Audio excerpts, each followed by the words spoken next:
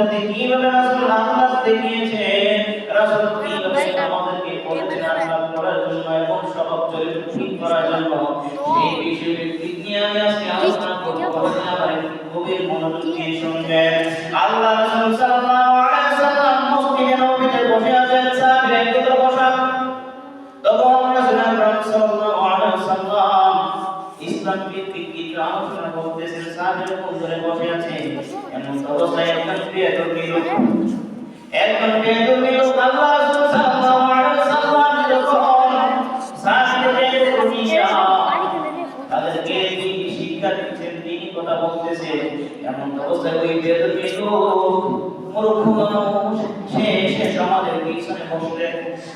তখন আল্লাহ রাসূল সাল্লাল্লাহু আলাইহি ওয়াসাল্লাম আলোচনা করতেছেন, অনেক সুন্দরভাবে সেই মনোযোগ দিয়ে শুনতেছেন, অনেক সুন্দরভাবে মনোযোগ দিয়ে শুনতেছেন।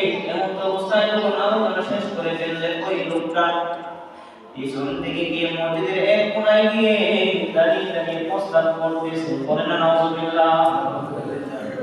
দাঁড়িয়ে দাঁড়িয়ে প্রস্তাব করতেছে। এখন যদি প্রোগ্রামে জামাতের মসজিদে যদি এক ব্যক্তি এসে যদি মসজিদের কোণার সামনে দাঁড়িয়ে প্রস্তাব করে দেয়, এই মসজিদের মুসল্লিরা কি ওই ব্যক্তিকে বাইরে নিয়ে কি করবা বলা হয়? না না না, এই মসজিদের মুসল্লিরা করবা বলা হয় না, বরঞ্চ তারা চিন্তা করবে নামাজটা পড়ে করবো, ওই ব্যক্তিটাকে আগে সাইজ করে দিই ঠিক কিনা, ঠিক এরকম চিন্তা ভাবনা করবে। কিন্তু আল্লাহ রাসূল সাল্লাল্লাহু আলাইহি ওয়াসাল্লাম কি দেখিয়েছেন শুনেন। আল্লাহ রাসূল সাল্লাল্লাহু আলাইহি ওয়াসাল্লামের চরিত্র কেমন ছিলেন, আল্লাহ রাসূল সাল্লাল্লাহু আলাইহি ওয়াসাল্লামের স্বভাব কেমন ছিলেন। তখন ওই ব্যক্তি যখন প্রস্তাব করতেছে, এমন অবস্থায় সাহাবীরা কিন্তু এই সামনে আগিয়ে গেলেন তাকে মারার জন্য। তখন রাসূল ডাকতে বলতেছে, ও আমার সাহাবীরা,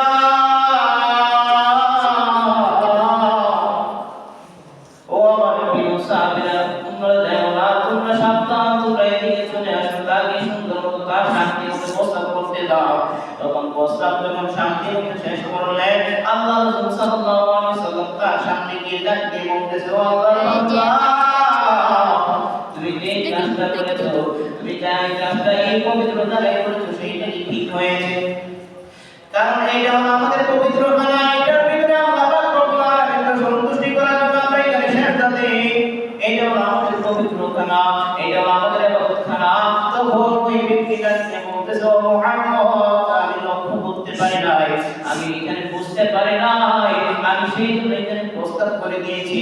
আজ থেকে ওয়াদা করলাম তোমার সামনে, আজ থেকে আমি প্রতিজ্ঞা করে গেলাম তোমার সামনে যে আমি দুনিয়ার জন্য যতদিন বেঁচে থাকবো, দুনিয়ার জন্য আমি যতদিন থাকবো, ততদিন আমি মসজিদের ভিতরে পবিত্র জায়গার ভিতরে কোনোদিন প্রস্তাব করবো না। উচ্চ করে বলেন সুবহানাল্লাহ।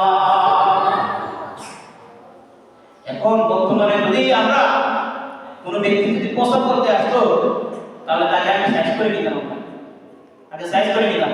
কিন্তু রাসূলের চরিত্র স্বভাব যেরকম ছিলেন যে ওই কাফের ব্যক্তি, বেদবী ব্যক্তি, তাকে দেখো, তাকে বুঝিয়ে দিয়েছে, সেটা হলো স্বভাব চরিত্র।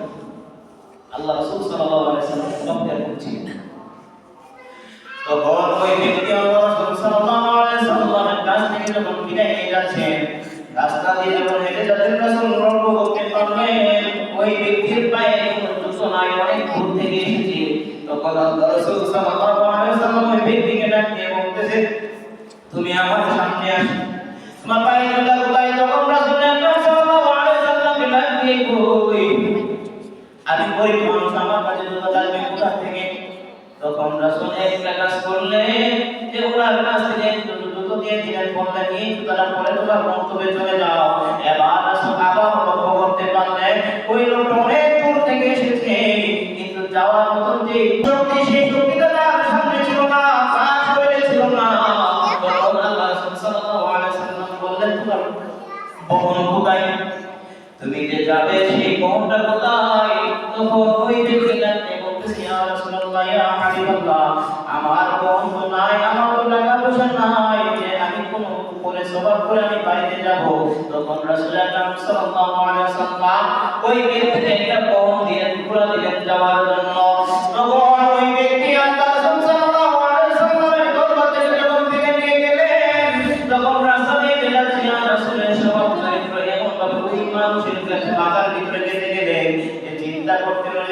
যে এরকম মানুষ, এত সুন্দর মানুষ, যে চরিত্র এত সুন্দর, যে অন্য মানুষ এসেছিল আমাকে মারার জন্য, কিন্তু উনি আমাকে এইভাবে বুঝিয়ে দিলেন, এইভাবে আমাকে সতর্ক করে দিলেন। শুধু তাই নয়, উনি আমাকে যাওয়ার সময় আমাকে একটু জুতো দিলেন, আমি বাড়ি যাওয়ার সময় আমাকে পুরো গদিয়ে দিলেন তার কাছটাকে।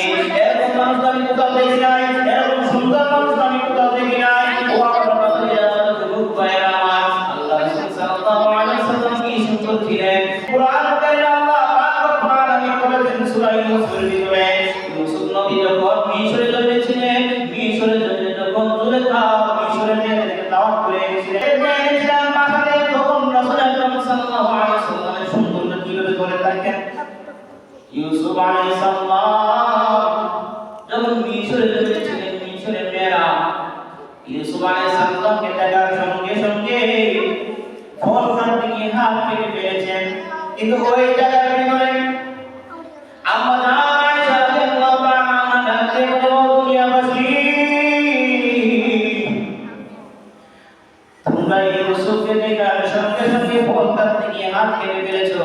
যদি আমার নবী মুহাম্মদ রাসূলুল্লাহ সাল্লাল্লাহু আলাইহি ওয়াসাল্লাম দুজনের পাশে নবী যদি তোমরা দেখতা, তাহলে তোমরা কাটতা না, তোমরা রাত চাইতে তোমরা পরিচিকাতে ছিন্ন বিচ্ছিন্ন করে দিতা। আওয়াজে বলেন আল্লাহু আকবার।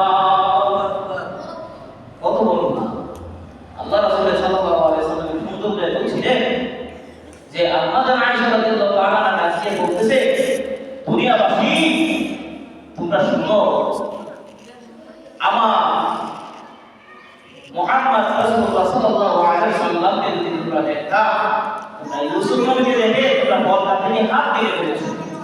যদি আমার সাথী মুহাম্মদ রাসূলুল্লাহ সাল্লাল্লাহু আলাইহি ওয়াসাল্লামকে দেখতা, তাহলে তোমরা হাত কাটতে না, তোমরা কলিজাকে ছিন্ন বিচ্ছিন্ন করে ফেলতা। তাহলে তখন ওই ব্যক্তি চিন্তা ভাবনা করতে করতে বাইরের দিকে রওনা হয়ে গেলেন। চিন্তা করতেছেন, আমাদের এরকম মানুষ, এই মানুষটা আমি কোথাও দেখি নাই, এই মানুষটা আমি কোনোদিনও দেখি নাই। এবার ওই চিন্তা ভাবনা এমনভাবে করতেছেন যে ওই ব্যক্তির মাথার ভিতরে রাসূল ছাড়া কিছু আসে না। বলেন সুবহানাল্লাহ। ওই ব্যক্তির মাথার ভিতরে রাসূলের চিন্তা ভাবনা ছাড়া কিছু আসে না। তখন এই ব্যক্তি যখন ওই ব্যক্তি যখন পৌঁছে গেলেন, তখন ওই গন্তব্যের মানুষদেরকে ডেকে বলতেছে, ও আমার এলাকাবাসী, ও আমার মহল্লার মানুষরা সবাই একত্র হয়ে যাও।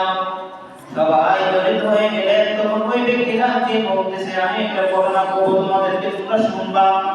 তখন যুবকরা একত্র হয়ে ডাকতে বলছো, মুরব্বী মানুষ আপনি কি বলবেন আমাদেরকে খুলে বলেন। তখন ওই ব্যক্তি ডাকতে বলতেছে, আমি একটা মানুষের সাথে সাক্ষাৎ করে এসেছি, আমি একটা মানুষকে দেখে এসেছি। আল্লাহ পাক রব্বুল আলামিন এমন মানুষ সৃষ্টি করেছে আমি কোনোদিনও দেখি নাই। তখন ওই ব্যক্তি ডাকতে বলতেছে, আমি যখন একটা মসজিদের ভিতরে ঢুকেছিলাম, ওই মসজিদের ভিতরে আমি সুন্দর দেখেছিলাম, এত সুন্দর মানুষ, এত রকমের মানুষ আমি আর কোথাও দেখি নাই। ওনার স্বভাব চরিত্র এত সুন্দর, ওনার কথাবার্তা এত সুন্দর যে আমি মুগ্ধ হয়ে গিয়েছি। আমি মসজিদের ভিতরে ঢুকেছিলাম, মসজিদের ভিতরে আমি প্রস্তাব করে দিয়েছি, অন্য মানুষ আমাকে এসেছিল মারার জন্য, কিন্তু ওই ব্যক্তি আমাকে এসে বুঝিয়ে দিয়েছে এইটা পবিত্র খানা, এইটা আল্লাহ ইবাদতের খানা, এই জায়গার ভিতরে প্রস্তাব করা যায় না, এই জায়গার ভিতরে প্রস্তাব পায়খানা করা যায় না। তখন আমি এত মুগ্ধ হয়ে গেছি ওনার কথায়। শুধু তাই নয়, উনি আমাকে, আমি যখন কাছে যাচ্ছি, উনি আমাকে দেখে না একটু জুতা আমাকে দিয়ে দিলেন। শুধু তাই নয়, ওনার একটা গোলাপ আমাকে দিয়ে দিলেন। উচ্চ করে নামাজ পড়লেন, আল্লাহু আকবার। মানে আল্লাহ রাসূল সাল্লাল্লাহু আলাইহি ওয়াসাল্লাম ওই লোকটাকে মুহাব্বত করলেন এবং একটা জুতো দিয়ে দিলেন, একটা গোলাপ দিয়ে দিলেন সবর পালিয়ে দেওয়ার জন্য। তখন ওই ব্যক্তিটা কে বলতেছে, ও আমার এলাকাবাসী, যেই মানুষটা আমাকে দেখে দোয়া করেছে, যেই মানুষটা দেখে আমাকে এইভাবে মুহাব্বত করেছে, ওই মানুষটা যেই ধর্ম গ্রহণ করেছে, ওই ধর্মটাই সবথেকে সঠিক হবে। তাই আমি ওই ধর্মটা গ্রহণ করতে চাইতেছি। তোমরা যদি কেউ থাকো তাহলে আমার সাথে এগিয়ে চলে আসো, আমি ওই ধর্মটা গ্রহণ করবো। কারণ ওই ধর্ম ছাড়া কোনো ধর্ম সঠিক হতে পারে না। এবার একজন নয়, দুইজন নয়, 300 মানুষ নিয়ে আল্লাহ সাল্লাল্লাহু আলাইহি ওয়াসাল্লামের দরবারে চলে গেলেন।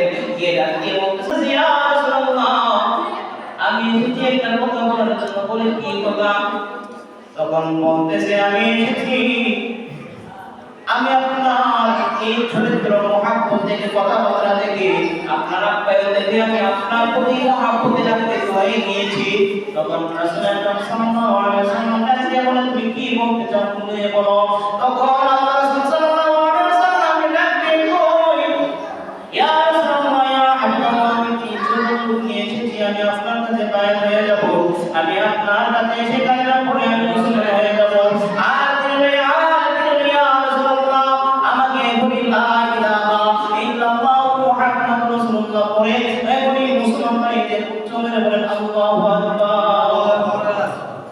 তার মানে রাসূলুল্লাহ সাল্লাল্লাহু আলাইহি ওয়াসাল্লামের প্রতি মহব্বত ভালোবাসা যদি আপনাদের না থাকে, যদি আপনাদের প্রতি যদি ওই প্রতিষ্ঠাতে যদি না থাকে রাসূলের প্রতি, আমরা মুসলমান হয়েছি, রাসূলের উম্মত হয়েছি, কিন্তু রাসূলের আমল আখলাক বা আমাদের যে রাসূল আকরাম সাল্লাল্লাহু আলাইহি ওয়াসাল্লাম সব চরিত্র দিয়েছেন, সব চরিত্র বিষয়ভিত্তিক কথা বলেছেন, এই বিষয়ভিত্তিক কথাবার্তা আমরা এখন শুনি না। যে জায়গায় আল্লাহ পাক রব্বুল আলামিন ঘোষণা করেছেন কোরআন কারীমে ওয়া ইন্নাকা লাআলা খুলুকিন আযীম, নিশ্চয় হে নবী আপনি মহান চরিত্রবানের অধিকারী। যে জায়গার ভিতরে আল্লাহ পাক রব্বুল আলামিন কোরআন কারীমে বলেন ওয়া ইন্নাকা লাআলা খুলুকিন আযীম, হে নবী আপনি মহান চরিত্রবানের অধিকারী। ওই জায়গার ভিতরে আমরা এখন রাসূলের উম্মত আমাদের চরিত্র কোন দিকে নিয়ে গিয়েছি? আমাদের আমরা এখন রাসূলের উম্মত হইয়া, রাসূলের অনুসারী হইয়া, মুমিন বান্দা হইয়া আমাদের চরিত্র কোথায় নিয়ে গিয়েছি? চলাফেরার ক্ষেত্রে বন্ধু বান্ধবের চলাফেরার ক্ষেত্রে একজনের কথা আরেকজনের কাছে লাগিয়ে দিই, দুনিয়া যত জায়গা আছে দোকান পাটের ভিতরে তুলে ধরে, কিন্তু যে জায়গার ভিতরে নির্দিষ্ট হিসাবে দোকান করেছে, বাজার করেছে, সেই জায়গার ভিতরে আমরা বর্তমানে বসে বসে আড্ডা মারি, 10 মিনিটের সময় মসজিদে আসতে সময় দিতে পারি না। আফসোস আমাদের। যখন আল্লাহ রাসূল সাল্লাল্লাহু আলাইহি ওয়াসাল্লাম উহুদের ময়দানে ওরা বদনাম মোবারক যখন শহীদ করেছিলেন, তখন সাহাবীরা বসারের মতন কেঁদেছিলেন, অন্তরে বেদনা নিয়ে রাসূলকে বলতেছেন ইয়া রাসূলুল্লাহ ইয়া হাবিবাল্লাহ আপনি শুধু একবার শুধু আল্লাহর কাছে বদদুয়া করেন, ওই কাফেরদেরকে ধ্বংস করে ফেলেন। তখন রাসূল ডাকতে বলে সাহাবীরা যদি আমি ওই মানুষদেরকে যদি বদদুয়া দেই, আমি যদি তাদেরকে ধ্বংস করে ফেলি, আমি যদি তাদেরকে যদি আল্লাহর কাছে যদি বদদুয়া দিই তাদেরকে ধ্বংস করে ফেলি, কারণ আল্লাহ রব্বুল আলামিন সৃষ্টি করেছেন শরীক করতে দেওয়ার জন্য। আল্লাহ রব্বুল আলামিন এরপর যদি আমি তাদেরকে যদি গ্রহণ না করি, তাদেরকে যদি আমি শরীক করতে না নিয়ে যদি তাদেরকে আমি ধ্বংস করে ফেলি, যদি আমি তাদেরকে যদি বদদুয়া করে ধ্বংস করে ফেলি, আমার পিছনের উম্মতগুলো তারা কি শিখবে আমার কাছ থেকে? তখন আল্লাহ দরবারে দুই হাত তুলে আল্লাহ পাক রব্বুল আলামিন ডাকবে কই ও আল্লাহ আমার এলাকাতে তুমি ইবাদত করে নাও, তাদেরকে শরীক দান করে দাও, যেন তারা আমাকে চিনতে পারে, তারা আমাকে নবী হিসেবে গ্রহণ করতে পারে, তারা যেন আমার শরীক পথে চলতে পারে। সেই করে আল্লাহ পাক রব্বুল আলামিন চোখের পানি ছাড়তেন। কিন্তু এখন আমরা নবী বলি, কিন্তু নবীর একটা সুন্নাহ মানি না, নবী করি, নবীর চরিত্র হিসেবে আমরা ধরি না। রাসূল আকরাম সাল্লাল্লাহু আলাইহি ওয়াসাল্লাম কি সব চরিত্র ছিলেন, রাসূল আকরাম সাল্লাল্লাহু আলাইহি ওয়াসাল্লাম কি সবকে গ্রহণ করেছেন, ওই সব চরিত্র আমরা গ্রহণ করতে পারি না। আমরা এখন নানা রকম জায়গা আমরা চিন্তা করে আমাদের মাথার ভিতরে ঘুরপাক করে বাবাজি আমার সাবধান হয়ে যাও, সাবধান হয়ে যাও। আল্লাহ পাক রব্বুল আলামিন রাসূলকে শিখিয়েছেন, যে শিক্ষা সেই শিক্ষাই আমাদেরকে আল্লাহ রাসূল দিয়ে গিয়েছে।